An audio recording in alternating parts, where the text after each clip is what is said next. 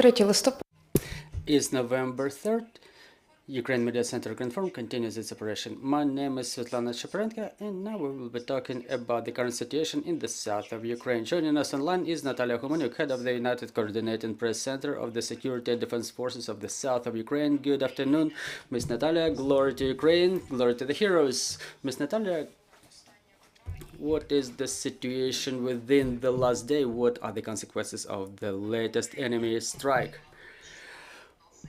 Well, it was a complicated 24 hours, but comparing to the rest, its characteristic feature is that during the night the enemy did not use guided aviation bombs in the area of our responsibility. Meanwhile, there was intense drone strike during which the enemy was using cruise missiles, air-to-air cruise missiles in our area of responsibility. It looked like drone strikes with the use of Shahed 131, 136 drones. Air defense forces in our area of responsibility were working for 5 hours straight because the geography of Downing is characteristic to a very branched network of drones routes. 3 drones were destroyed in Kropivnitsky region, 1 in Mykolaiv region, 1 in Dnipropetrovsk, Vinnytsia and Kherson regions, and 3 in Odessa region. Unfortunately, we could not avoid strikes, but the strike was inflicted on the technical facility in Odessa region. The attack was involving a number of groups of drones, and during this strike the enemy launched an air-to-air X-59 missile in the direction of Kropivnitsky region, but the missile was destroyed by air defense forces. Previously, we were observing the targeted strikes, which were looking like a reconnaissance of our air defense forces positions. Now the number of drones significantly increased. Is it safe to say that the enemy is going to increase the number of means engaged in such strikes? Well, we cannot exclude any options. We understand that as the situation develops, including the change of the weather conditions, the cold period coming, the enemy may resort to more massive attacks. And previously we were assessing those as targeted attacks. We were warning that those were the reconnaissance strikes because 2 to 4 drones launched in the area of responsibility most likely were intended to do the reconnaissance of the air defense forces.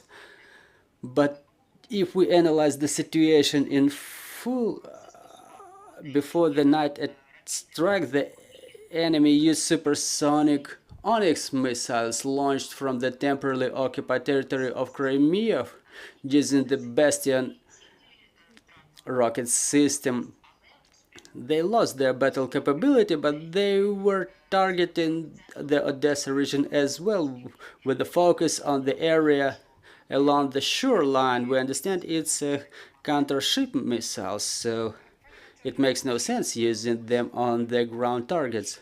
Ms. Natalia, what about the sea humanitarian corridor? 1 week ago, there was an information that Ukraine suspended its operation due to the threats of strikes by Russian Federation.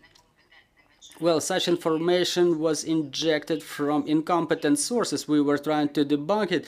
Any suspension in operation of such corridor is impossible because it operates based on the assessment of the security situation. The security and defense forces offered, given the compliance with the security conditions, to have the corridor operating, within which the vessels of different owners and with different cargoes, not only the grain, can operate if the security situation allows to do so, and security and defense forces would be capable of ensuring the safe passage of the vessels.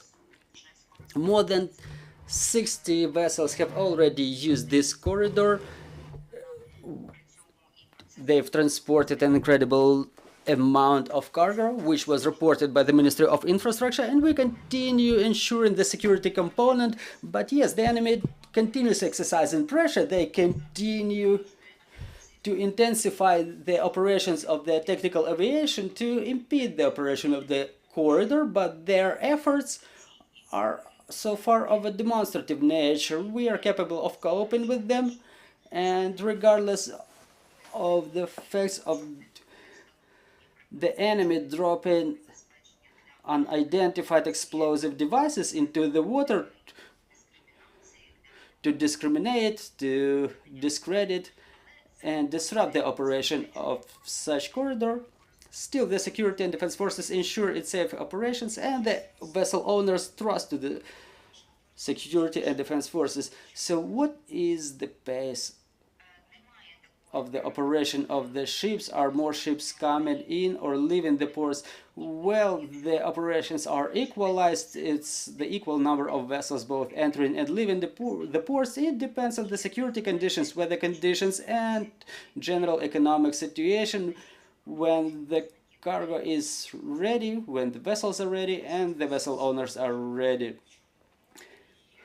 Well, so what is the situation with the enemy vessels in the Black Sea Basin? Is the weather on our side? Well, the group of ships stays in the region that they identified for themselves as safe, from the southern shore of Crimea to Novorossiysk. They have created the observation area over there before the passage of the Kerch Strait, and they focus about 30 to 40 civil vessels to ensure a buffer zone to cover themselves from possible drone strikes against their battleships. 5 to 6 enemy ships are on duty. Usually they are patrol cutters of the bodyguard service, but the weather is now unfavorable. The storm is going on for a couple of days now, and there are no missile carriers on duty in the Black Sea Basin. Big battleships are in the safe area, but the general staff assesses the threat level as high because they can even use the missile carriers from the base.